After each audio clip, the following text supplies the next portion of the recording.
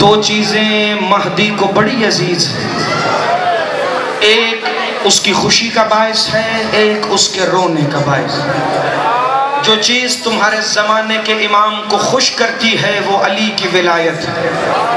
تمہارے چھٹے امام فرماتے ہیں ہمارے قائم کی غیبت طولانی ہوگی، کھانے کو کھانا بھی نہ ملے تو صبر کر لینا، لیکن ہماری ولایت سے جڑے رہنا، کیونکہ یہ ولایت ہی ہے جو تمہیں ہمارے 12ویں ہادی سے متصل کرے گی۔ یہ وہ چیز ہے جسے قائم کو خوشی ملتی ہے۔ تو پھر یہ گریہ کیوں کرتے ہیں پردہ غیبت میں؟ سارے ذاکر و خطبہ سے تم سنتے ہو کہ کیوں 12ویں امام روتے ہیں، لیکن ایک موقع ایسا آتا ہے صرف روتا نہیں امام زمانہ بلکہ خون روتا ہے۔ جب وہ کربلا کا منظر دیکھتا ہے نا، وہ قاسم کے ٹکڑوں پہ روتا ہے۔ وہ جب کربلا کا منظر دیکھتا ہے نا تو اکبر کی برچھی پہ روتا ہے۔ وہ حسین کی 13 ضربوں پہ روتا ہے۔ وہ اصغر کے بابا کے ہاتھوں کے تڑپنے پر روتا ہے۔ لیکن خون کب روتا ہے؟ جب وہ شام کے بازار میں پھوپھی کو چادر کے بغیر اللہ والے محمد تمہاری زندگی دراز فرمائیں۔ عزاداران امام مظلوم، میں نے 2 سے 4 منٹ کا پرسہ پیش کرنا ہے، نہ ذاکر بن کے نہ خطیب بن کے، امام حسین کا ماتمی بن کے۔ علی حسین شاہ جی میں پرسہ پیش کرنے لگا ہوں، میرے ساتھ مل جانا۔ علی کی عزت کی قسم، شام کے بازار کو صرف سجاد نہیں روئے، سجاد سے لے کر امام زمانہ تک ہر ہادی شام کے بازار میں رویا ہے۔ یہ روایتیں تم نے سنی ہے نا، شام کے بازار میں بھیڑ تھی، شام کے بازار میں بڑے دھکے لگتے تھے، شام کے بازار میں بڑے پتھر برستے تھے۔ مجھے امام حسین کے سر کی نوک سنا پہ تلاوت کی قسم، جب حسین کا سر تلاوت روکتا تھا نا، بھیڑ اتنی بڑھ جاتی تھی، علی کی بیٹی ایسے چلتی تھی جیسے حسین اکبر کے جنازے۔ اللہ میرے حصے کا پرسہ مکمل ہے، 2 جملے پڑھتا ہوں۔ عزادارو، بھیڑ بڑھتی گئی شام کے بازار میں۔ علی کی بیٹی کو ایک موڑ پہ سواری پہ دوبارہ سوار ہونا پڑا۔ مجھے نہیں پتا کوئی بندھے ہوئے ہاتھوں سے سوار کیسے ہوتا ہے، کوئی بندھے ہوئے ہاتھوں سے اترتا کیسے ہے، لیکن جتنی دفعہ اونٹ سے گری ہے نا علی کی بیٹی، رو کے کہتی ہے ہائے عباس تو نے زین کیسے چھوڑی ہوگی، ہائے میرا غازی تو بازوؤں کے بغیر گھوڑے کی زین سے گرا کیسے ہوگا۔ عزادارو، عباس کو پکارتے ہوئے شام کے بازار میں، ملک شوقت صاحب میں نے لمبی زحمت نہیں دینی، صرف یہی فکرہ پڑھنا ہے۔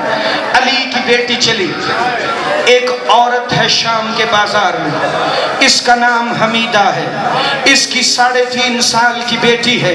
اس نے ایک دفعہ علی کی بیٹی کو اسیر ہو کے آتے ہوئے دیکھا، اونٹ کے ساتھ بندھے ہوئے ہاتھوں سے 4 سال کی معصومہ کو چلتے ہوئے دیکھا۔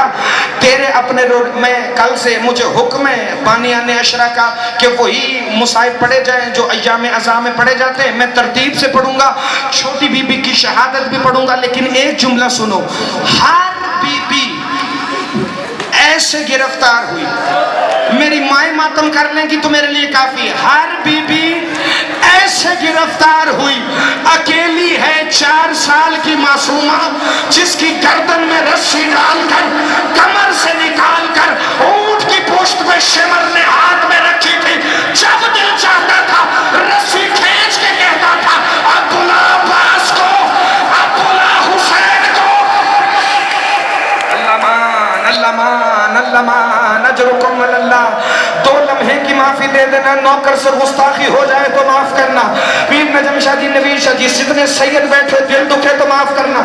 حمیدہ کہتی ہے بیٹی اللہ قیدیوں کی دعا بڑی سنتا ہے، یہ جو قیدی آ رہے ہیں ان کے چہرے بڑے روشن ہیں، لگتا ہے کوئی بے گناہ قیدی ہے، جا وہ جو 4 سال کی معصومہ ہے اسے کہے کہ تیرے حق میں دعا کرے۔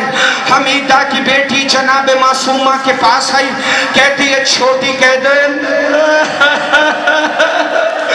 علی کی عزت کی قسم چھوٹی قیدن کا لفظ آیا، غازی کے سر کو دیکھ کے کہتی ہے چھوٹی قیدن، غازی دیکھ تیری شہزادی کے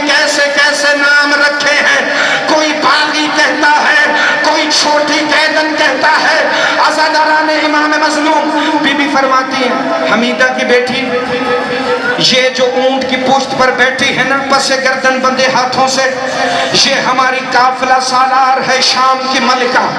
अगर कोई सवाल करने हैं, कोई दुआ करवानी है तो पहले इसे इजाजत ले। ये अपनी माँ के पास गई और कहती है, अम्मा वो जो 4 साल की मासूमा है ना, वो ऊंट पे बैठी हुई बड़ी कैदन की इजाजत के बगैर बोलती नहीं। अम्मा मेरी आवाज ऊंट की पुश्त पे बैठी कैदन तक नहीं जा सकती। अम्मा जरा जाके दुआ तू ही करवा ले। हमीदा सर पे चादर लेकर झुकी हुई निगाहों से बीबी के ऊंट के करीब आई। इसने गौर से देखा, इसके पैरों तले जमीन निकल गई। आम औरत नहीं थी हमीदा, इसने कूफा में अली की बेटी से कुरान पढ़ा हुआ था। इसके पैरों के नीचे से जमीन निकल गई। कहती है, कैदन मेरे हक में कोई दुआ करेगी? अली की बेटी ने बालों का पर्दा बनाया हुआ था,